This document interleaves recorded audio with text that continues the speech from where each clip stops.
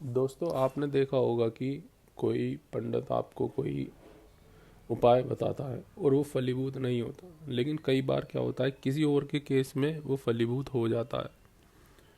क्योंकि जो आपको उन्होंने उपाय बताया है वो तरीके से नहीं हुआ है, इसलिए फलीभूत नहीं होता। जैसे मैं एक एग्जांपल देता हूँ। ये एक महालक्ष्मी कोड़ी है। ये बात सच है कि जो भी इसको अपने घर में तिजोरी में रखता है तो उसके पास पैसे की कभी कमी नहीं होती। लेकिन इनको पहले मंत्रों से एक्टिवेट करना पड़ता है। ये कोई आपको जानकार ही, कोई विद्वान ही जिसने चीज़ों पर अध्ययन कर रखा है केवल वही बता पाएगा।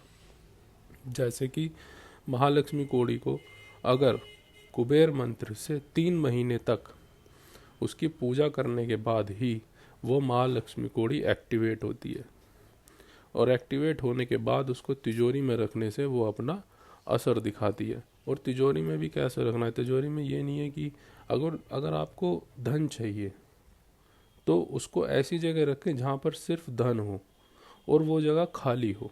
मतलब कि एक जैसे कोई बर्तन है जो ऊपर से कवर्ड हो, उसमें थोड़ा सा धन हो और बाकी खाली हो, फिर उस एक्टिवेटेड महालक्ष्मी कोड़ी को उसमें रखिए।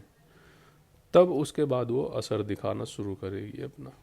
नहीं तो आप चाहे कैसे ही रख लीजिए। इसके अलावा अगर आप किसी और तरीके से किसी से भी कैसे भी रख लीजिए, वो महालक्ष्मी कोड़ी अपना असर दिखाएगी ही नहीं।